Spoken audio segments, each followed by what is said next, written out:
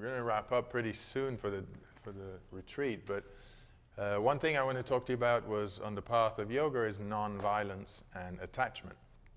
So non-violence in everything that we've been speaking about, even the food, how we make our bodies feel, we're going to be touching on non-violence.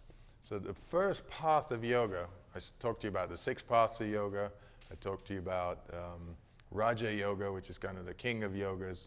And before you even do posture, the reason yogis adhere to what was called yama niyama is to, first of all, go into non-violence. That's the first law. That's why we're vegetarians. We don't harm anything or take life in that sense. So, but non-violence goes way beyond just taking life. It's about how do you treat yourself. You know, when you're talking about stress, for example, we're creating violence against the body, right? When we get indigestion, we're creating violence against the body. When we're thinking something towards somebody, we're creating violence against them and ourselves. So non-violence really is the scope of everything. And the reason I'm telling you about it is because if you're kind of going and thinking a little bit about what you want to do on this path, or you want to have more quieter life and more peaceful life, anything which is violent towards yourself and other people will create non-peace. You know? So if it could be anything. It could be playing a video game too much. It could be being on your computer too much. It could be being outside in nature too much when it's too cold. You're creating violence against yourself. So see non-violence as a bigger picture rather than it's only against one person or when I get angry. You know, because those create much bigger symptoms, but the cause is always usually the mind. So that's one thing. And then attachments, we talked a little bit about it yesterday, but I was saving it for today. Your real disappointments in life and your real troubles in life and all those kind of things will come as much as you attach to something, somebody, an event, or whatever it is, food or whatever, it will give you distress. Because any kind of attachment will make you be dependent on something else rather than remember that you're self-sufficient. So anything that takes your mind away, any color, any object, any person, any job, whatever, if you think I need it, you've created such an attachment now that you won't be able to get away from it. And it's going to cause you trouble. Okay? So non-violence is one thing, and attachment and detachment from things, that's something to think about as you go along. When we're talking about the material world, this is where absolutely everything is connected. It's like going around the labyrinth. You know, it's in a circular movement. Everything is circular. It will go around. And the ones who were at the back met the people in the middle and at the front, and everybody sort of rubbed shoulders like this, you know, going, it was continuous and it was circular. So in the form of non-attachment, and the practice of it is the practice of detaching from material things and detaching from people and things that bring you distress, if you like. And remembering that if you're attached to something that's bringing you stress, you're also in the process of giving it stress. You know, maybe not an inanimate object, but definitely somebody else. So it's a give and take in that sense of in who we are. So those are the 2 things to keep in mind as well, because they are on the path of yoga as well, and you'll come across them daily. You know. So for the last sort of 20 minutes, 30 minutes before we go and do our last meditation, I was thinking, you know, from the beginning I said there's 2 things that you want to work on. One is something you want to change and something you want to become strong in. Do any of you remember that? Yeah? So, any progress? No progress? Oh, you didn't hear that? No, right at the beginning, the first day we spoke about that was think about something you want to change, that you just want to change and get rid of, and something that you want to become strong in, something that you may, you know, have in your mind that you need. And I wanted to sort of refer to that, and if you've thought about it, and maybe what it is you want to change. Any of you want to say what it is? Yeah? Go. Definitely change to be more at peace, or to become more peaceful, because I think everything else will come from that. If I'm more content and more peaceful. Okay, being peaceful and content. Yeah, it's more, it's in a bigger bucket. It's a bigger thing, but is there something that you particularly think that's keeping you and hindering your growth? You know, something like that that you feel like I keep attracting certain things. You know, it's to think about those kind of things. Even when you go home, if you keep finding obstacles in your life, or when you were sharing difficulties and stress, and it's just a sign. The body's telling you, the mind is telling you, there's stuff that you need to work through, not stuff to sort of put underneath the table for later. You know, anything in the body, anything in the mind that shows up is about that. It's about some kind of obstacle. So you want to change and become more peaceful? Yeah. Is there It's blockades just come from fear, where there's fear of leaving my job, or fear of not having enough friends, or all these things in your life that keep you where you are. You got a lot of friends here. New friends. Yeah, these are friends you can't get rid of. These are Persian friends. They're like the Greeks. They show up unattended and go, but we're friends. And they'll clean you out. Fridge will be empty, the whole thing. Yeah, plates are broken, everything's like, oh my God. And then you'll think, I was fine without friends.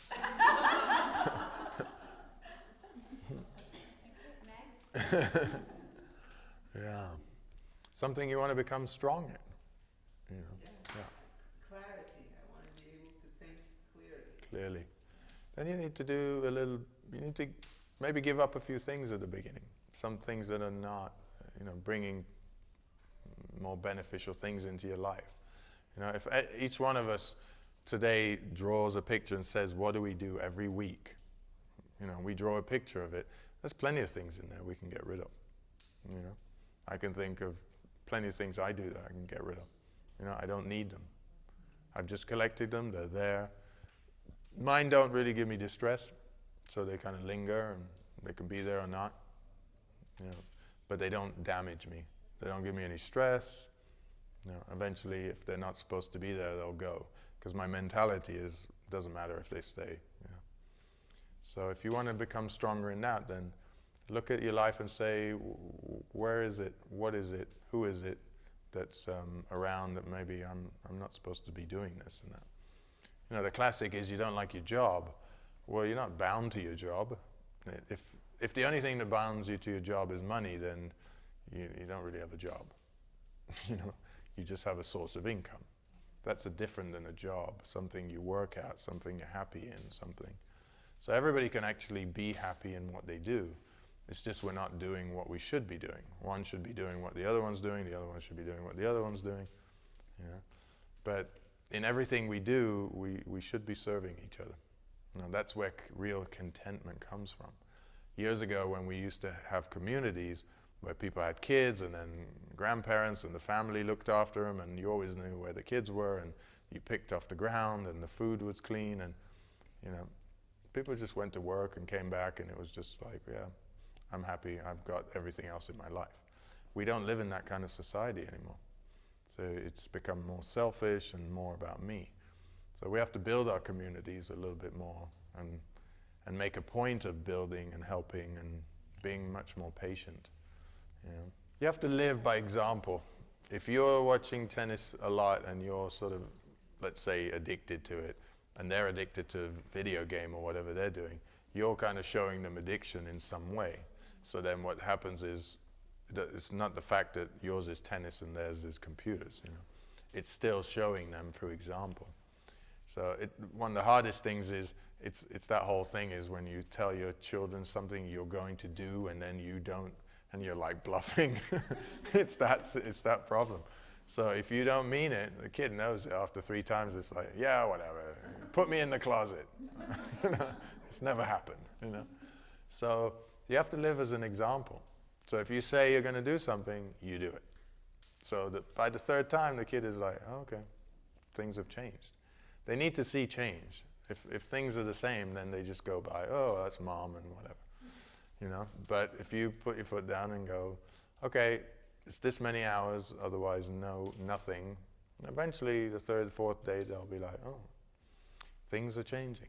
But it's us becoming, it's like me, I'm doing these things I'm telling you, so when you look at me, you don't think, well, you know, he's not doing it.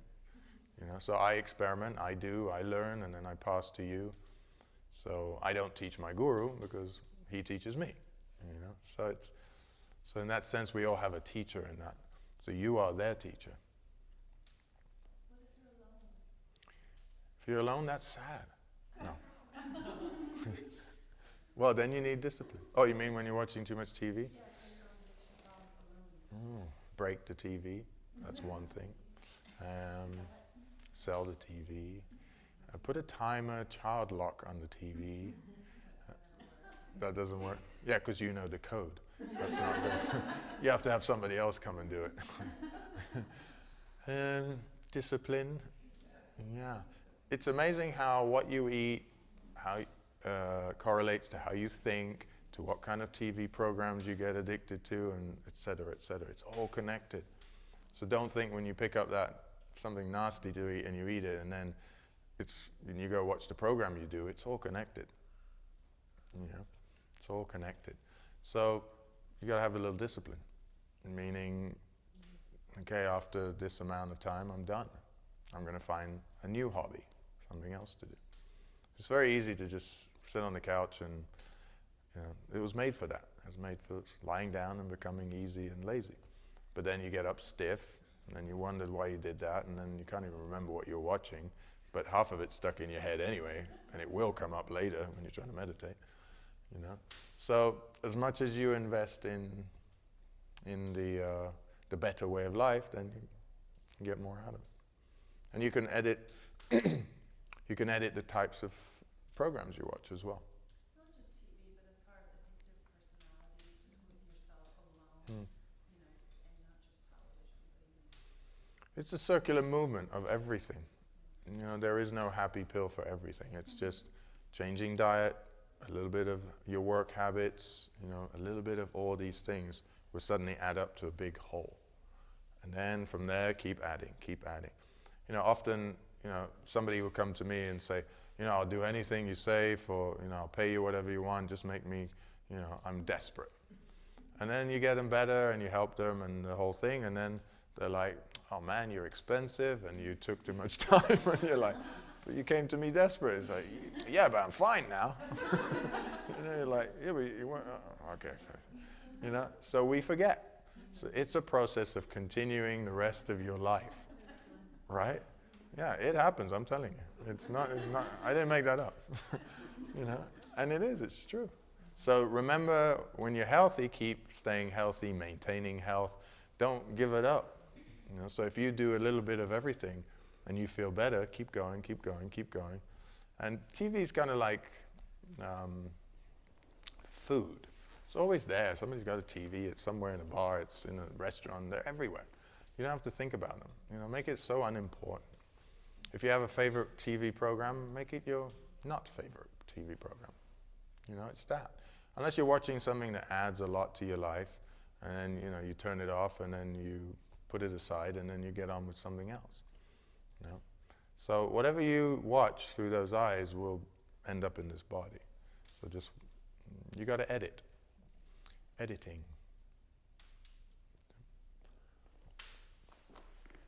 Don't you deal with the element of aloneness or loneliness when you use this path? There are less people in your life, and you don't speak the same language as everybody else who used to be in your life. And it's that solitude that is a phase that's not easy to take. If you want to be around people and you're scared of being alone, it's not a good path. That's for sure. Or it's not an attractive path. But solitude, you are, you know, I was going to say you're born alone. You're alone, but you're not. You fly out of somebody else.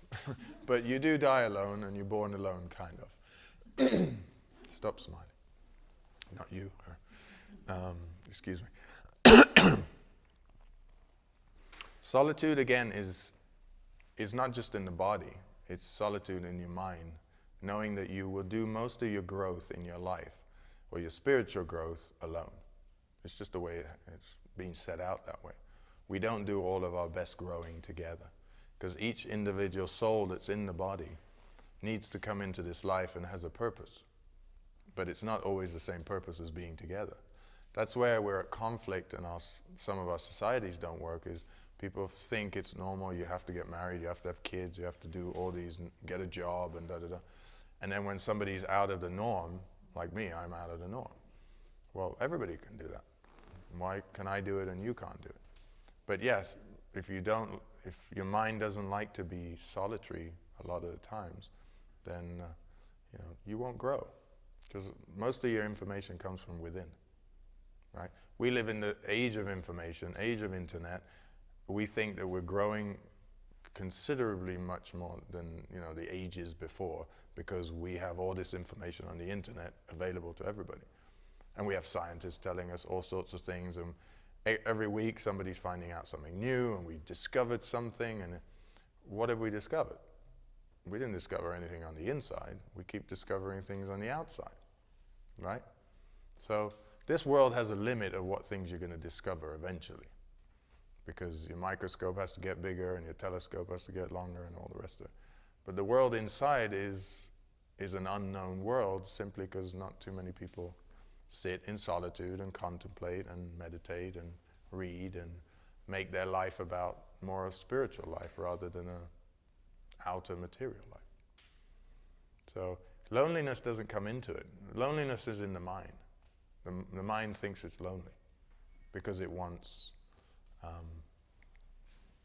to be with somebody, because it's scared of being alone, kind of thing. But the spirit is never lonely. Spirit is part of the whole universe. You know?